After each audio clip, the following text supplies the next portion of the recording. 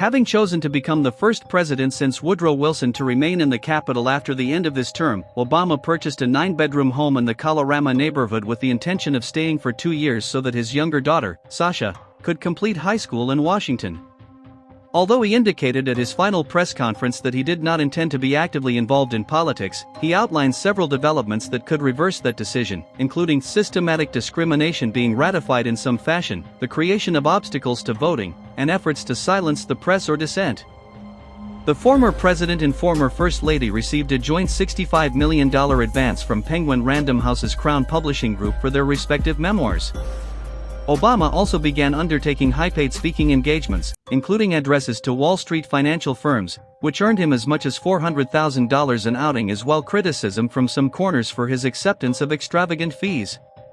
Supporters countered that those high fees contributed to making it possible for Obama to donate some $2 million to job training programs for low-income residents in the Chicago area.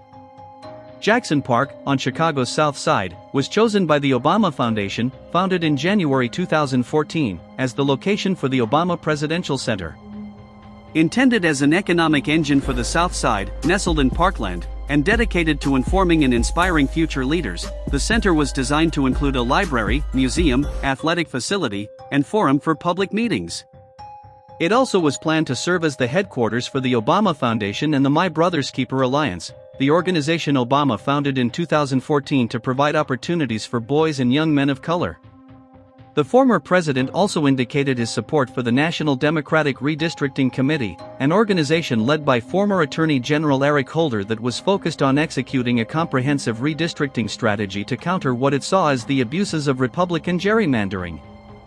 Even as the Trump administration rolled out a succession of policy initiatives seemingly aimed at eradicating Obama's achievements in the realms of healthcare, climate change, immigration, and financial regulation, Obama for the most part honored the unwritten tradition of former presidents refraining from criticism of their successors' actions. On occasion, though, Obama did take issue with some of Trump's policies and the direction in which Trump was taking the country. Notably, Obama was critical of Trump's decisions to withdraw from the Paris Agreement on climate change and from the 2015 agreement with Iran on nuclear development, as well as Trump's order to terminate the Deferred Action for Childhood Arrivals program. In 2020, Obama began to take a noticeably more active role in American political life. In particular, he was critical of Trump's handling of two crises that had shaken the country: the coronavirus pandemic that had taken more than 160,000 lives in the United States by August and put the economy in a tailspin, along with the killing of George Floyd, an African American, by a Minneapolis policeman that sparked prolonged nationwide protests reflecting the festering indignation at the continuing epidemic of police brutality toward African Americans and systemic racism. In early June, Obama participated in an online town hall on police violence. In his speech, he emphasized both the important role played by protesters and the necessity of voting. In July, Obama appeared in a video with Biden, the Democratic Party's presumptive 2020 presidential nominee.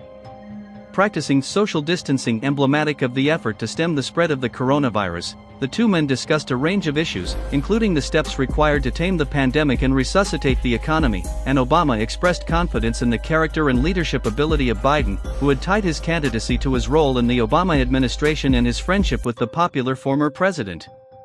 At the end of the month, Obama delivered a moving eulogy at the funeral of one of his heroes, Congressman and civil rights leader John Lewis. In August 2020, Biden became the Democrats' official nominee, and Obama made numerous campaign appearances on his behalf. Biden ultimately was declared the winner of the November election. Shortly thereafter, Obama released the memoir I Promised Land, 2020. The first of two proposed volumes, it centers on his early life through the events of May 2011. The documentary TV series Obama, In Pursuit of a More Perfect Union was released in 2021.